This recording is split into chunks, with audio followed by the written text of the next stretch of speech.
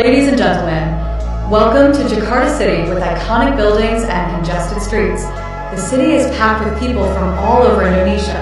This is Jakarta, known for being densely populated.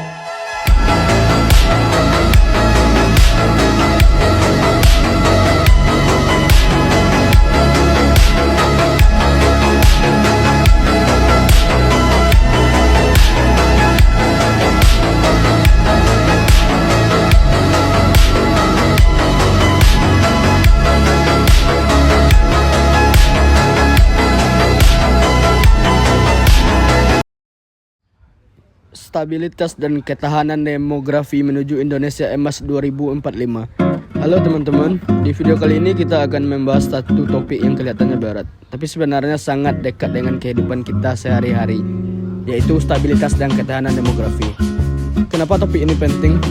Karena ini berkaitan langsung dengan masa depan Indonesia, terutama target besar kita Indonesia Emas 2045. Indonesia Emas 2045 dan peran SDM. Indonesia Emas 2045 bukan cuma soal negara yang besar secara jumlah penduduk, tapi tentang generasi emas. Manusia Indonesia yang unggul, berbudaya, menguasai iptek, ekonominya maju dan berkelanjutan, pembangunannya merata dan inklusif, serta negaranya demokratis, kuat dan bersih. Dan kunci dari semua itu ada pada penduduknya. Saat ini, Indonesia memiliki sekitar 196 juta penduduk usia produktif. Inilah yang kita sebut sebagai bonus demografi. Bonus demografi, peluang besar tantangan nyata. Bonus demografi sering disebut sebagai peluang emas, tapi faktanya bonus ini tidak otomatis membawa kesejahteraan. Sekitar 70% penduduk usia produktif Indonesia masih berada dalam kondisi rentan.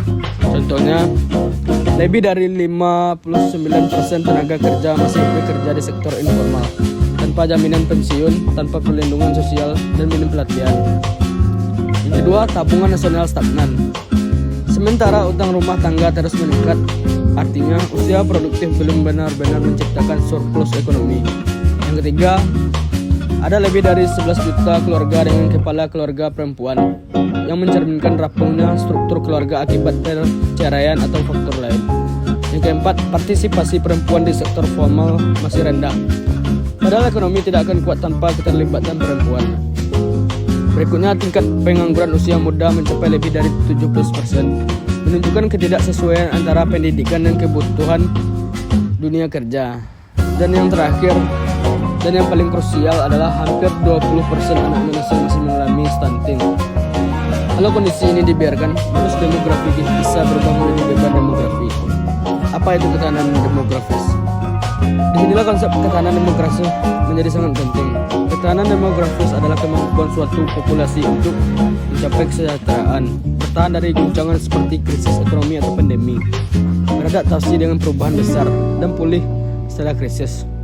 Penduduk bukan lagi objek pembangunan, melainkan aktor utama dalam menjaga stabilitas sosial dan ekonomi.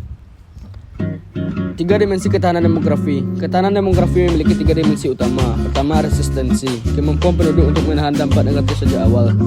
Yang kedua, pemulihan, seberapa cepat masyarakat bisa bangkit setelah krisis. Yang ketiga adalah adaptasi atau transformasi, kemampuan untuk menyesuaikan diri dengan perubahan jangka panjang seperti digitalisasi, penuaan penduduk, atau perubahan iklim. Faktor-faktor penentu ketahanan demografi.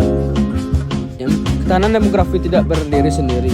Ada beberapa variabel kunci yang memengaruhinya. Dari sisi demografi dan sosial, kita bicara tentang ukuran penduduk, struktur umur, kelahiran, kematian, dan migrasi, ditambah pendidikan, kesehatan, tingkat ketimpangan, dan partisipasi sosial. Dari sisi ekonomi, yang penting adalah pendapatan per kapita, tingkat pengangguran, produktivitas tenaga kerja, dan keberagaman sektor ekonomi. Lalu dari sisi institusi dan lingkungan, termasuk kualitas tata kelola pemerintahan, kebijakan sosial, infrastruktur publik, serta ketentuan terhadap bencana alam. Semua faktor ini saling terhubung.